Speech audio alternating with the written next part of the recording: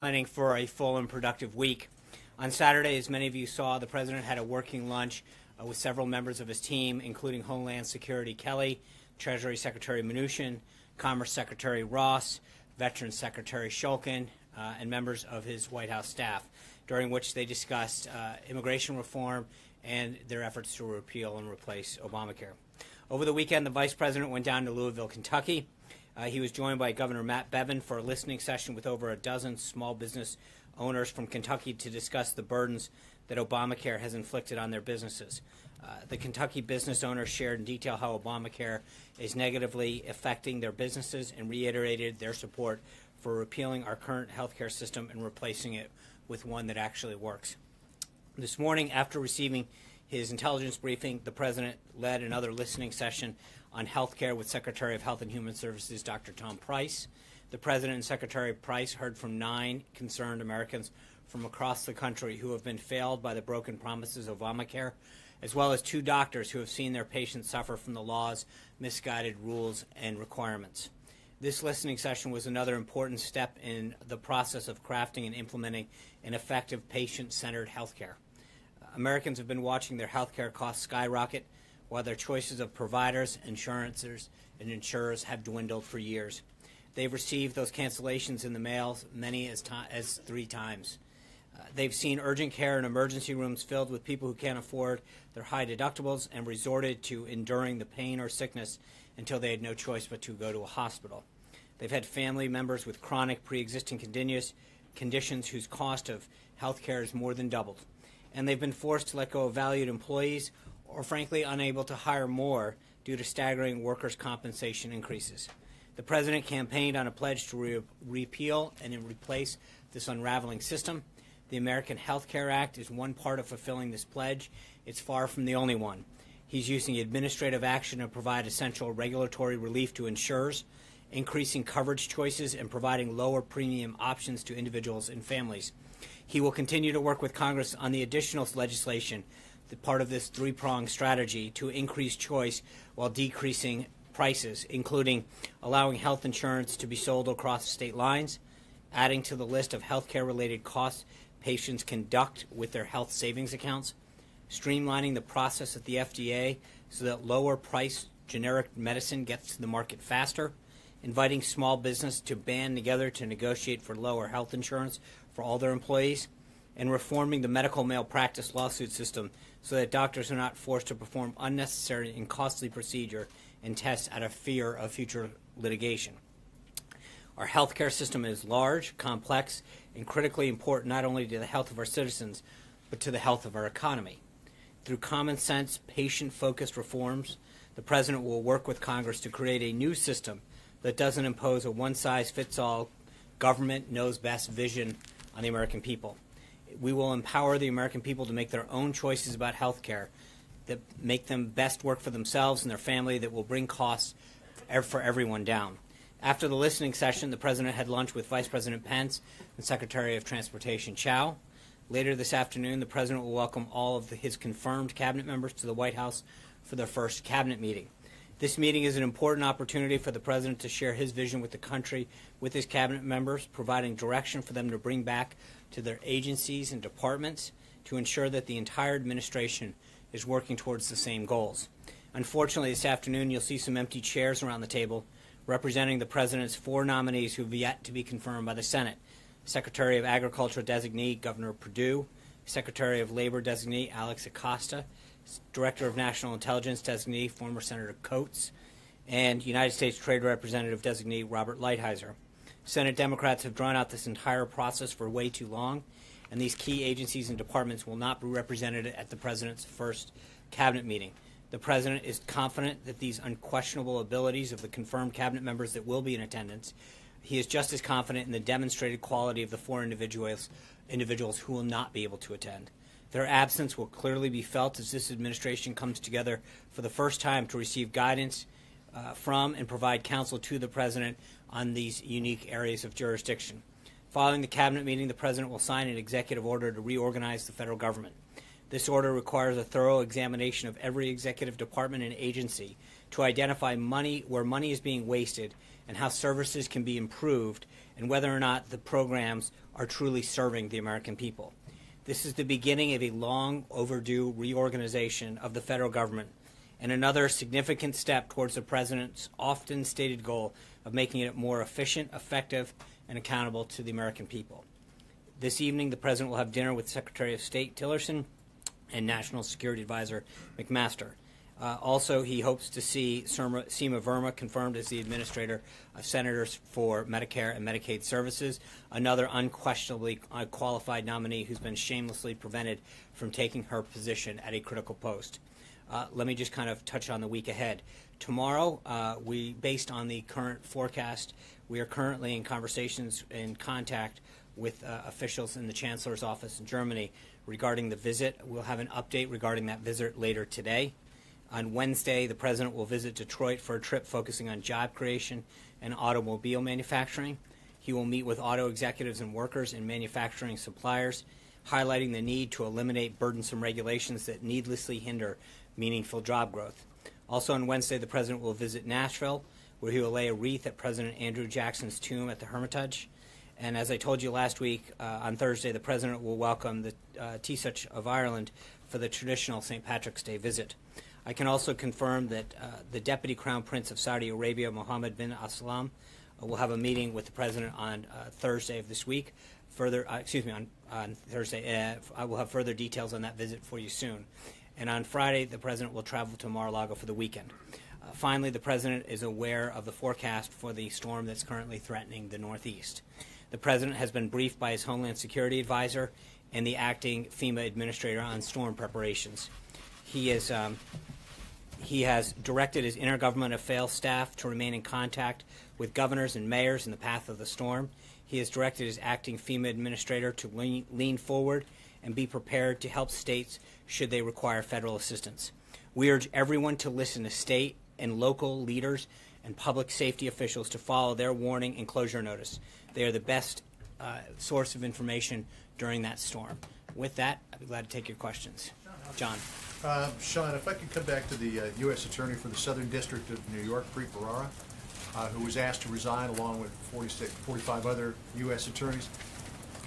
The President seemed to indicate not too long ago that he wanted Mr. Bharara to stay on in that job, that he was asked to resign like the other attorneys, and then he says he was fired on Saturday when he refused to resign. Did the President change his mind about keeping him on, or was it only supposed to be for a finite period of time? Can you just tell us in I'm going to refer you to the there? Department of Justice on that. I mean, this is a standard operating procedure for a new administration around this time to ask for the resignation of all the U.S. attorneys. We had most of them, or a good chunk of them, had already submitted their resignation letter. This is just the final swath of individuals who had not at this time. But this is common practice of most administrations. I understand that this happened at the DOJ and the request was from the DOJ, but there seems to be a White House connection vis-a-vis the fact that the President had actually asked him to stay on, and then the President apparently called him a couple of days before he was allegedly fired. Can you tell us what that was all about? And did the President change his mind? No, the President was calling to thank him for his service. This is a standard, as I said, a standard action that takes place at most administrations. Then Attorney General Reno sent out an almost identical letter in 1993. The Bush administration sent out a similar one as well. So, I mean, this is a very common practice for all political appointees, not just in the Department of Justice, but throughout government when there's a turnover administration, to ask for all individuals to do that. Major. Sean, yesterday John McCain said the President should either provide information about the allegation he put on Twitter a week ago Saturday about his phones being tapped at Trump Tower, or retract the statement. Today's the deadline. What's the President going to do? Well, let's be clear. The Department of Justice was asked to to send information down to Congress. It wasn't the White House that was asked to do that. Just so we're clear as far as what the request was. I understand that, and with the tweet, hold on. As Senator McCain said, right. to clear this up. And I think if you look at the President's tweet, he said very clearly, quote, wiretapping, in quotes. There's been substantial discussion in several reports. The Brett Baer from Fox, from John's, on March 3rd, talked about evidence of wiretapping. There's been reports in the New York Times and the BBC and other outlets about other aspects of surveillance that have occurred. The President was very clear in his tweet that it was, wiretapping. that spans a whole host of surveillance types of options. The House and the Senate intelligence committees will now look into that and provide a report back. But I think that there has been numerous reports from a variety of outlets over the last couple months that seem to indicate that there has been different types of surveillance that occurred during the 2016 election. And so what you're saying is the president doesn't have an obligation to provide any No, I'm not evidence. saying that at all. Not at all. What I'm saying is the request that was made from the House was to the Department of Justice. I think that that's an appropriate question to ask them.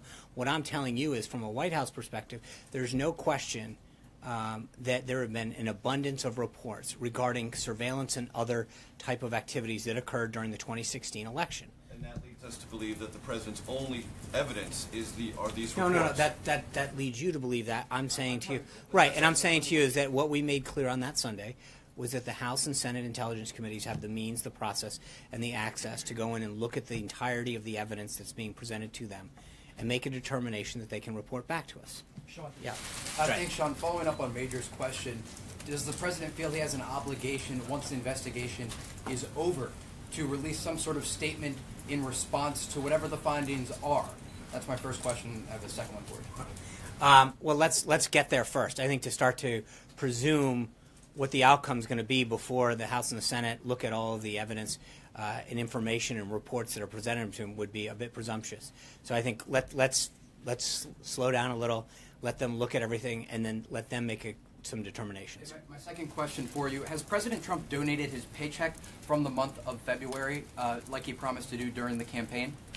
The president's intention right now is to donate his salary at the end of the year, and he has kindly asked that you all help determine where that goes. The way that we can avoid scrutiny is to let the press corps determine where it should go. He will. We have a few ideas. In all seriousness, I think his view is he made a pledge to the American people. He wants to donate it to charity, and he'd love your help to determine where it should go. Might I suggest the Correspondence Association for a scholarship? That would be a great way Journalism to. scholarship. That'd be a great way to do it. Rob, yeah. Thanks a lot, Sean. I wanted to follow up with you on questions regarding Michael Flynn, who's no longer in the administration. There's a 5-year lobbying ban that's been imposed upon all Trump administration employees. Right. Does that also apply to Michael Flynn? Would he not be permitted to lobby now for 5 years because of the agreement that he signed when he became the National Security Advisor? That would be correct. I'd have to check and actually figure out when he signed or if he signed the form. But yes, all administration officials who come in are required to sign that ethics pledge, banning them from lobbying for 5 years, and then a lifetime ban on lobbying on behalf of any foreign government. And then related to that, what are the repercussions if an employee of this administration lobbies within 5 years? Where's the teeth? What's the penalty? What's the punishment that would be imposed on that particular Trump administration employee? I'd have to get back to you, John. I don't know whether that's a Department of Justice aspect or not, but I will get back. Yeah. Yeah, I was wondering, did the president ask Pete Ferraro to stay on during their conversation during the transition or not? I was not privy to that conversation. Again, I'm not really sure how it's relevant. At the end of the day, the Department of Justice asked all remaining 46 that at this time that they asked for all of them to submit their letters of resignation based on the same kind of precedent that was set during both the Clinton and then the Bush administrations in terms of the timeline and the format. Jessica. I just wanted to ask about the reports about President Xi Jinping visiting Mar-a-Lago April 6th and 7th. Can you confirm that visit and talk about what you want to accomplish with that type of less formal visit? And secondly, with respect to that visit, you still don't have a confirmed ambassador. You don't have an assistant secretary of state for East Asia affairs. How does that affect your planning and ability to really properly brief the president and make sure he has a strong position? So planning is ongoing for a visit between President Trump and President Xi at a date to be determined. We're not ready to confirm that, and we will have more details. It's the purpose of this meeting, of that kind of a meeting, to help diffuse tensions over North Korea and the recent deployment of the THAAD military battery to South Korea. Any meeting between the President of the United States and the People's Republic of China would necessarily cover a broad range of topics of mutual concern. Secretary Tillerson is traveling to the region now So I think as we go forward, we will have additional details on both the timing and the location of that when you go forward. The implication that you're saying Tillerson is traveling, that he's setting up the visit, Sean? I'm sorry? Is the implication of you talking about Tillerson's visit that he's going to be laying Well, the I just groundwork think, for I mean, the he's in dates? the region. I'm sure that in his visit to Japan, South Korea, and then China, that preparations will come up as well as areas of mutual concern. Yeah. No, there's been a rash of. You just jumped Can you hear here. me now? What's that? Is it me? Sure. Let's go one at a Alright, time. fine. There's been a rash kinda- of attacks on LGBT community centers throughout the nation. Over Yeah. the weekend, the community center here in D.C., Casa Ruby, was attacked and a transgender staffer was assaulted. And this follows similar attacks that have taken place in recent days in Orlando, Florida, New Jersey, and Oklahoma. This is not unlike the anti-Semitism that the president has already denounced. Will the president also denounce these attacks? Sure. I mean, I think one of the points that we've made in previous statements on this is that this is not the way that we as Americans solve our differences. We don't attack each other. We don't engage in this kind of behavior. I think we have a First Amendment that allows us to express ourselves, and that's the appropriate way. But doing it where you're threatening violence or destruction or vandalism is inappropriate in all of its forms. Connected, though, to the withdrawal of the transgender guidance, do you think? It's what? Is it all connected? I don't believe there is any connection between. I think that would be a stretch to say the least. Yes, ma'am. Thanks for taking my question. I wanted to ask about North Korea. You mentioned North Korea. Can you tell us a little bit about the review of North Korea right now, and what direction you think the administration is going in terms of the relationship, trying to manage the threat from North Korea? Well, as I mentioned, Secretary Tillerson's headed to the region. He'll meet with his counterparts in South Korea, Japan, and then ultimately in Beijing. That's obviously going to be a major subject. And as I mentioned, when we ultimately meet with President Xi and others, that'll be a discussion of something that he's talked about prior to the resignation of the last South Korean president, was something that had been part of an ongoing discussion. So that there's an internal review that we continue to have, but then there's obviously a geopolitical conversation that we're having with partners in the region as we look to contain North Korea's military threat. Yeah. Thank you, Sean. Can you confirm that any cooperation with Russia with regard to Syria is off the table? And if not, is it fair to say that the forthcoming anti-ISIS plan does include some sort of cooperation with Russia? Well, I'm not going to get into what the plan. I mean, the plan's not done yet. As I mentioned a couple days ago, Secretary Mattis was briefing the principals, and that plan is continuing to evolve. So I'm not going to start to rule out one country, but I think the president has been very clear in the past that if a country shares our commitment to defeating ISIS and we can work to them in an area of shared mutual concern, then we will do so. Second question. The Kremlin spokesperson said that Russian President Putin and President Trump will meet at the G20.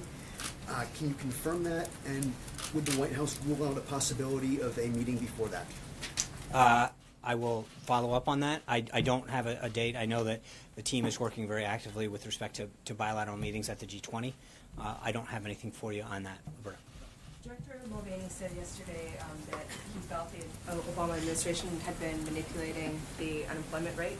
I'm wondering if that's a view that the president shares, and what evidence is there of that? Yeah, I think he was clearly referring to Obamacare with the number of people, but I would refer you back to him and his comments with respect to how he characterized that. I think he can discuss the precise nature of what he meant on that. Does the president feel that the Obama administration had been manipulating I the know. I unemployment think you rate? know what the president's view is. He's made it very clear in the past what his comments were on how those numbers were articulated in the past. And I think there's a question between the total number of people that are employed. And the president's comments in the past have reflected that his big concern was getting to the bottom of how many people are working in this country, and that the denominator, meaning that the percentage rate of the total number of people, is not the most accurate reflection of how many people are employed in this country. How many jobs we're creating, how many people are getting back to work, how many companies are committing to hiring more people is a much more accurate assessment of where we're headed as a country, where our employment is, where our economy is headed.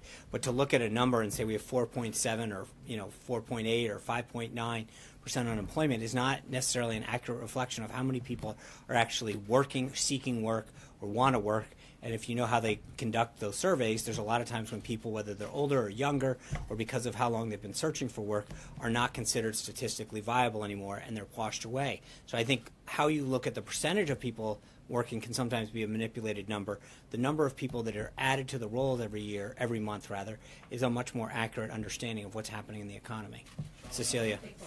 I just want to clarify your answer to Major's question. So will the DOJ and or the administration comply with the deadline to supply information? Well, today? remember, it's the DOJ. I mean, again, it's not the request was made of the DOJ, and so it's the proper venue to ask that question of is the Department of Justice. But surely the White House knows whether We there can't. is or is not. No, evidence. don't. You can't, because it's interesting. In the past, whenever we've had these conversations with another agency, the accusation from the press corps is that we're interfering in something. So you can't have it both ways. You can't say that we're interfering with someone when we talk to them. When we don't talk to them, it's surely you must know. So in this Major, hold on, hey, Major, Cecilia's asking a question. So please, I understand it. I saw the TikTok. I understand it. That doesn't mean you get to jump in. Cecilia. To follow up on Major's point, though, this is a tweet from the president. Doesn't the president have an obligation? And he to does, and I prove think that the we've made it make very the evidence clear? right, When and he- we've made it very clear that we expect the House and the Senate Intelligence Committees to do their job. I think there's a preponderance of reports that continues to come out about surveillance and actions that occurred during the 2016 election. Once they come up with their report, and it was asked earlier today, I think we can talk about the conclusions of that report. But at this time, you can't say that we're going to shift it off to the House and the Senate and then comment every day. That was the entire goal of asking them to look into this further. But will the DOJ comply with this deadline today? I understand. My understanding is that they will, but again, I would ask them what their intention is, and I believe there are certain things that they can and can't do in terms of classification and stuff. But I would leave it up to the Department of Justice to answer for the Department of Justice. Caitlin. How is the press making Obamacare look good? Well, I think when you see some of these comparisons that occur and they talk about who's going to win and who's going to lose, it misses a lot of the competition that's going to take place. It doesn't talk about the increased choice. I mean, right now, as the president has noted, as Secretary Price has noted, in a third of all counties in 5 states, you have one choice. Those analysis that are very trying to look at how much you'll pay and how much you won't, don't take into consideration the competition that's going to occur, the choice that's going to occur. I mean, right now you have one choice in a lot of places. You have no decision about how much you're going to pay and what you're going to get. Choice allows you to determine what scale of health care you need, what kind of package is good for you, your family, or for your business. And when you look at a lot of these analysis, when you open up various major papers, they make it seem so simple. It's what are you going to get? How much are you going to get paid for in this plan? How much are you going to get paid for under the current plan? It misses an entirety of the whole process, which is that you don't have competition. Number one. Number two, and the bigger point that I think the president and a lot of others are getting to is that the system is failing on its own. It makes it seem like it's all rainbows and puppies. At the end of the day, if you have a card and you're getting a subsidy but you're not getting care, you have nothing.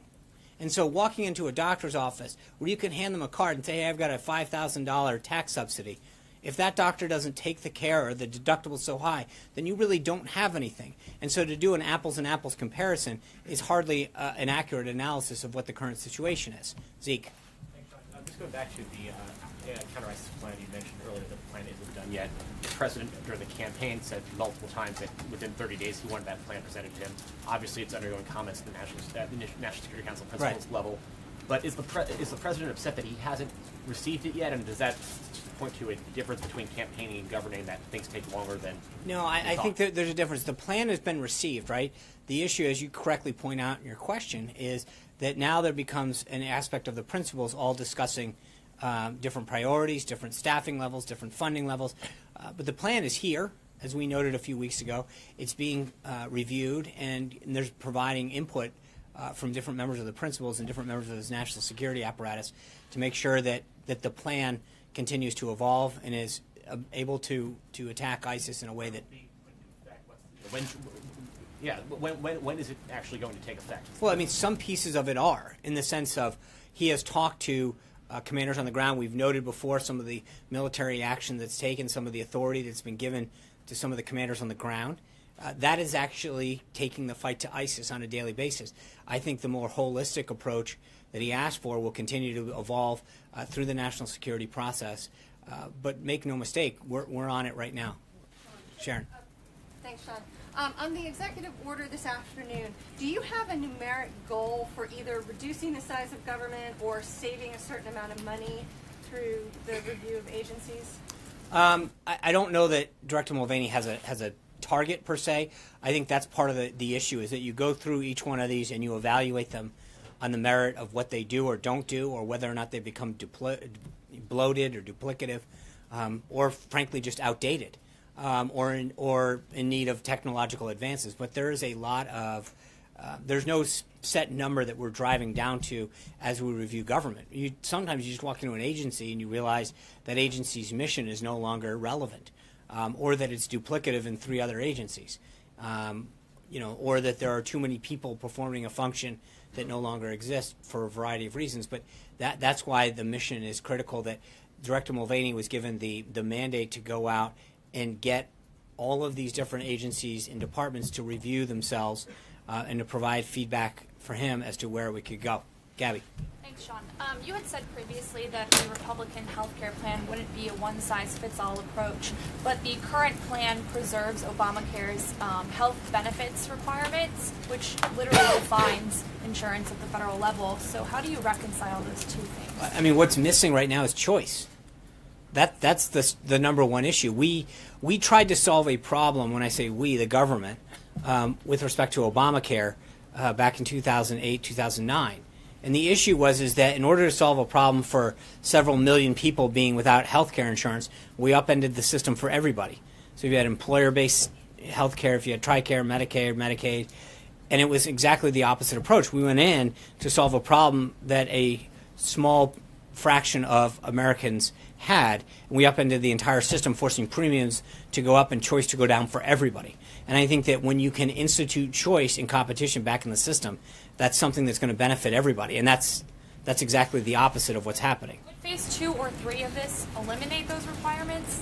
I think phase 2, the administrative phase, will look at a lot of those requirements, and then phase 3, and again, they're not necessarily, they can run concurrently, and I think the House is looking at starting a lot of that legislation. And so, and Dr. Price is already starting to look through a lot of that administrative aspect of it as well at HHS, and figure out how do we start to achieve some of this, unravel some of these pieces that are there, but instilling choice and competition, allowing people to buy their insurance over state lines, allowing small businesses to pool, allowing the expansion of health savings accounts, are all of those kind of factors that are going to drive down cost, but also having the insurance companies be able to offer additional choices and options for people is in itself going to be a huge bonus. Charlie. A lot of conservatives are complaining that, or suggesting that the president doesn't fully back the Paul Ryan health care plan. Has the president spoken with Paul Ryan about the plan, and have they had any conversations about its future in Congress? They have spoken, yes. I don't know when the last time they have, but the president's fully committed to this plan. I think you saw Secretary Price and Director Mulvaney out discussing that this weekend. They're committed to the plan. And look, I mean, Director Mulvaney made it very clear this weekend as well that if through the process we can find some ideas that make this a stronger, more patient-centric piece of legislation that will ultimately benefit Americans, then we're going to do it. That is not we're not saying this is the only way forward. As it works its way through the House and then ultimately through the Senate, if there are ways that we can enhance the bill through the legislative process, we're willing to do that. Peter. Would you like to know? Yeah. Okay, thank you. The President spoke to the Chancellor of Germany. They agreed, due to the current weather, that the meeting should be postponed. The meeting has been rescheduled to March 17th, this Friday. Same schedule of events on March 17th. I'll ask my question if I can very quickly again. Thank you for your assistance with the... That's news.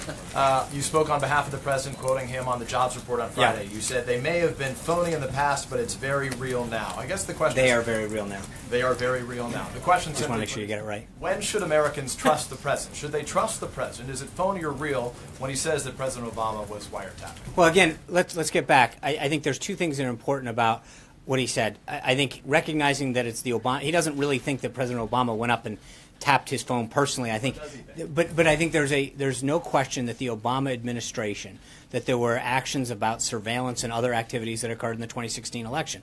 That is a widely reported activity that occurred back then. The president used the word wiretap in quotes to mean broadly surveillance and other activities during that. And that is, again, something, it is interesting how many news outlets reported that this activity was taking place during the 2016 election cycle, and now are wondering where the proof is. It is many of the same outlets in this room that talked about the activities that were going on back then. So on the same topic, on the CBO report, did the president think it was real then and is phony now? What CBO report? On the expectation the CBO report is coming out, about which you said, if you're looking at the CBO for accuracy, you're looking in the wrong place. 3 years ago, you said at the CBO report that it confirms Obamacare is bad for the economy. So the question Well, it was bad for the economy. Okay, so the bottom line is, the question No. is, was it But- real but the- then no, and it's but- now but- phony? As you said, it's not the Right. place So to let's find look at accuracy. Okay. So let's look at the CBO's projection. It said their projection on Obamacare was that in 2016 we would have 24 million people on it. The actual figure is 10.4 million people, less the half the number of people that it predicted would be insured were on it, and it's declining. So the only point, Peter, is to make sure that people understand, if you're looking to get a bullseye accurate prediction as to where it's going, the CBO was off by more than half last time.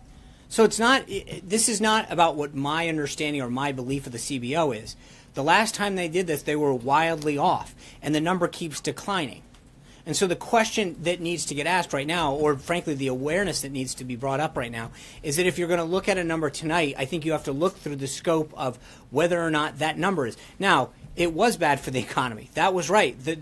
You can glean that in terms of the direction, what the impact that it had. But as far as their numbers go, on the number of people that they predicted back then would be covered now, they were off by more than half. I guess the question is, when can we trust the president when he says something's Wait, phony, hold or on. when he says it's You real? asked a question about CBO, and now you're conflating it No, with no. the question of the president. No, I the asked question a is about wiretapping first. Okay. And then we went on to CBO. So the question in simple terms is, when he says something is, when he says something, can we trust that it's real? Yes. Or should we assume that it's phony? Well, no. suggest that it's real. How can Absolutely. we believe that it's real when you just told us that it was phony Wait, then, but now I it's did not real? tell you that, Peter, and you're trying. You told us on Friday that the president said, you didn't, the president said the numbers were phony then, but they're very real now. So how can we trust Well, I also anything I think he says that there's a big. that he won't later say, but- actually, it was the Hold on, opposite? hold on. I think the difference is the president was talking then and now about job creation, the number of jobs. The issue that he brought up in the quote that you're talking about was the percentage of people who are unemployed. And there is no question that no matter how you look at this, whether you talk about 4.7 or 4.8 or whatever the number is, that number fluctuates by how people calculate who's in the workforce. Okay, Peter, let me answer the question. You're not. Let me answer it. The bottom line is the percentage of people who are unemployed varies widely by who you're asking and the way you do the analysis of who's actually in the workforce. The number of people who are working and receiving a paycheck is a number that we can look at. Secondly, when you're asking about the validity of the CBO report, again, I refer you to the CBO itself. The number that they issued that would be insured in 2016 was 26 million people. The actual number is 24 million. The actual number is 10.4. That's not a question of our credibility. It's a question of theirs. Do you have anything more? The bottom line is, the question that you still have not answered is, I can have you answered say, it. can you say affirmatively that whenever the president says something, we can trust it to be real? If he's not joking, of course. I mean, but in that case, hold on. But no, you're asking. Hold on. Start over again with joking. Okay, no. But your point is, if he's, he every time that he speaks authoritatively, he's speaking as president of the United States. Like it's a. More than 3 million Americans voted illegally. Yes, and he still believes that. Was he joking, or does he believe it? He does believe it. Thank you, Julie. I have a healthcare question, but first, can we just get an answer one way or the other about whether the president directed the Department of Justice to respond to this? No, he did not. So, and does he plan to? To answer the question. Okay, so on healthcare, Secretary Price said on Sunday that nobody will be worse off financially and more people will be covered than are currently with the plan that you guys are pushing. Paul Ryan acknowledged that people are going to lose coverage. So what is the goal here? You just said you're open to modifications to the plan if you find that there's a better way to do it. Is the goal that people not lose coverage, or is the goal that... Well, again, but there's a false argument there, which is that they have coverage.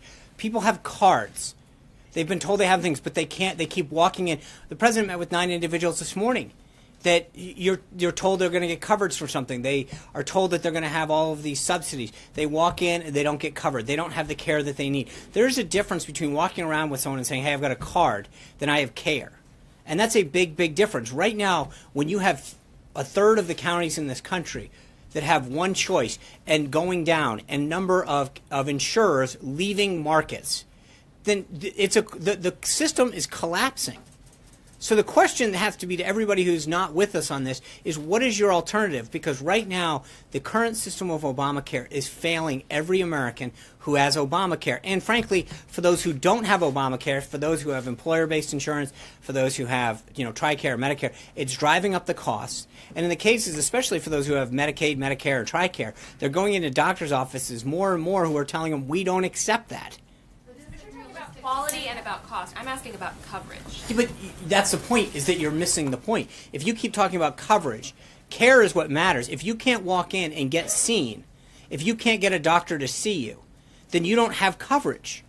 I mean, that's what this is all about. Being told you have coverage, but you can't go see a doctor or you can't afford to see a doctor is not coverage. John Gizzi. Thank you, Sean. I have two questions. First, Democratic leader Pelosi said on Friday that every single Democrat would vote against the American Health Care Plan, the plan backed by Republican members of Congress and the administration. The Freedom Caucus in the House has come out for Senator Paul's plan.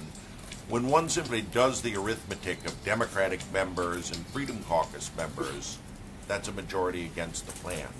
How does the administration plan to overcome the arithmetic? Well, we're going to continue to work with members of the House and then eventually the Senate. I feel very good as the President continues to engage with members that we will have the votes necessary. I think Speaker Ryan agrees with that as well. We're going to have the votes, the single pass, and we'll move on to the Senate. The other question is this. In recent weeks, there's been considerable attention on the upcoming elections in the Netherlands on Wednesday and in France in a few weeks. Candidates Geert Wilders of the Netherlands was here for the CPAC conference. Representatives of Marine Le Pen of France were here. Many analogies were made between these candidates and President Trump, and they offered words of praise for him or did so through their representatives. Is he aware of these candidates in Europe who invoke his name and image? And if so, what does he think of these would-be Trumps and Trumpettes? I don't know the answer to that. I think most of these will allow sovereign nations to have their own elections without interference from us. Alexis. Sean, can I follow up on Sure. Peter and Julie's questions? Two issues again. Whether the President and Director Mulvaney put a lot of faith in the Congressional Budget Office, members of the Senate will when if they get legislation from the House. So my question is, what does the President and the administration intend to do to establish to Senators' satisfaction that the numbers coming out of the Congressional Budget Office, which the President will question, are not substantial and can be countered by other information? In other words, is OMB doing its own score? Is the President relying on a think tank to counter the messaging? Because Senators are already indicating that they will put weight in the CBS score. And again, I think this is part of an ongoing discussion with members as far as philosophical, what do they believe in a lot of these aspects. Is this plan in keeping with what they have supported in the past?